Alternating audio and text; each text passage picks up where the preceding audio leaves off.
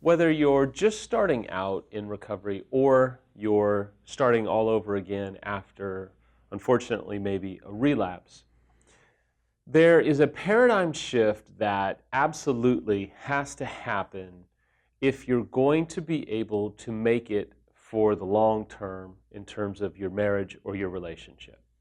When couples come to our EMS weekend, in literally one of the first hours of teaching, Rick will typically say, look, I don't know if you should save your marriage. I don't know that your marriage can be salvageable. That really is up to you. And he goes on to talk about a paradigm shift that I want to talk about today that's absolutely essential if you're going to be able to really get to the point where your relationship is actually restored and healthy and going to withstand not just the trials of recovery, but literally the trials of life over the next 10, 20, or 30 years. So the paradigm shift is this. Early on, when there's been disclosure, there's incredible fear, trepidation, anxiety, worry. Divorce is out there, separation is out there, the potential loss of the family unit.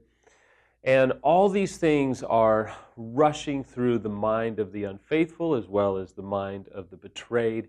And there's this overwhelming need to eventually come to the point where you're trying to save the marriage.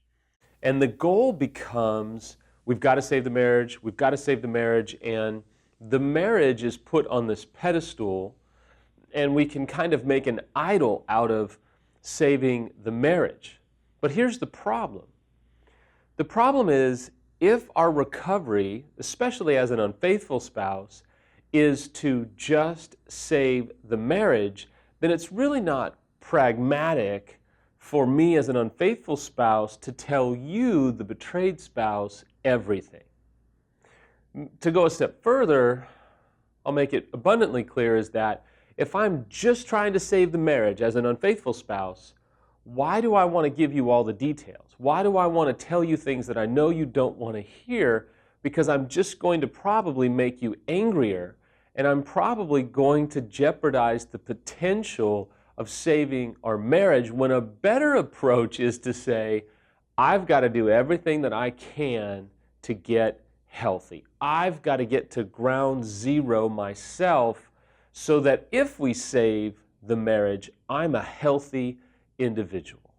Oftentimes, when we as an unfaithful spouse disclose information, we're still, again, oftentimes trying to manage our image, because we feel like if we can somehow salvage our image, you, the betrayed, will want to give us another shot, or at least be more likely to give us a chance at saving the marriage. And the problem is, it really breaks down because we're not going to be 100% honest with you, and we're not going to give you all the information. And I'll share with you in a minute the problems that further creates.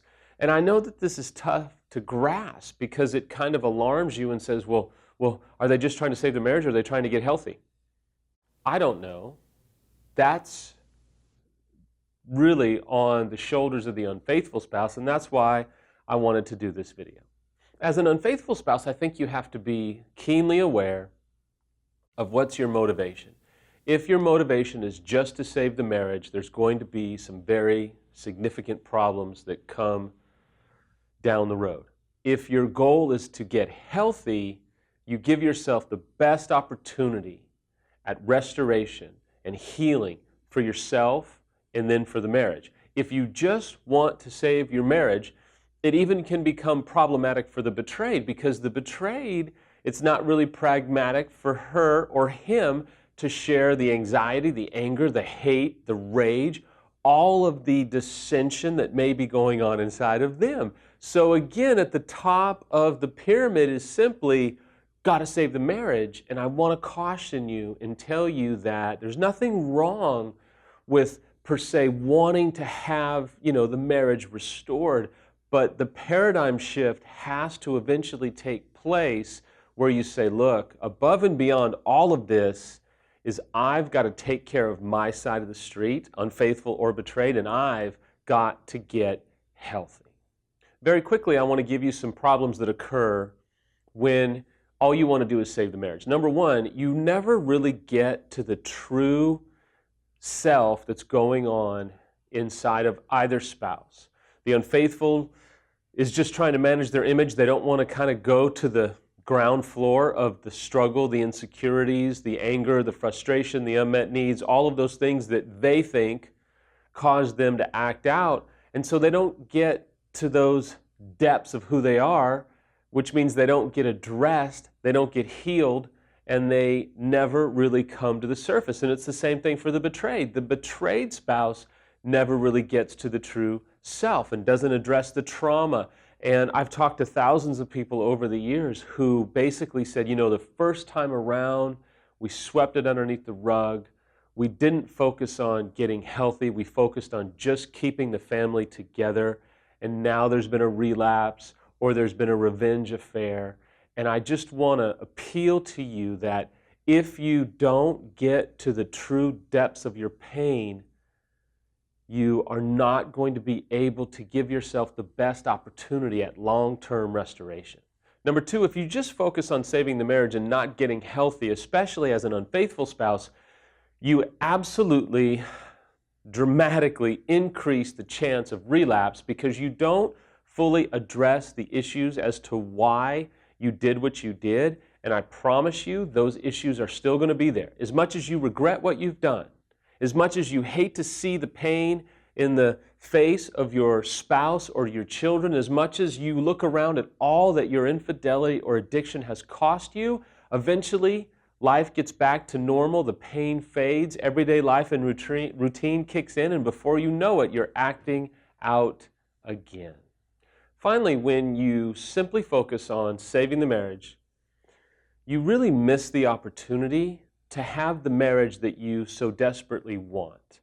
And early on in recovery, I think within the first 6 months, Rick kind of had me write down, what would you like to see the marriage look like? And then he said to Samantha, do the same thing. And it was a wonderful exercise.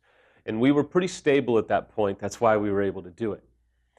But the truth of it is, if we can't really dedicate time to getting healthy, not just saving the marriage, we run the risk of missing the kind of marriage that we so desperately want because we're just trying to put back together what's been broken rather than saying, wait a minute, I've got to get healthy.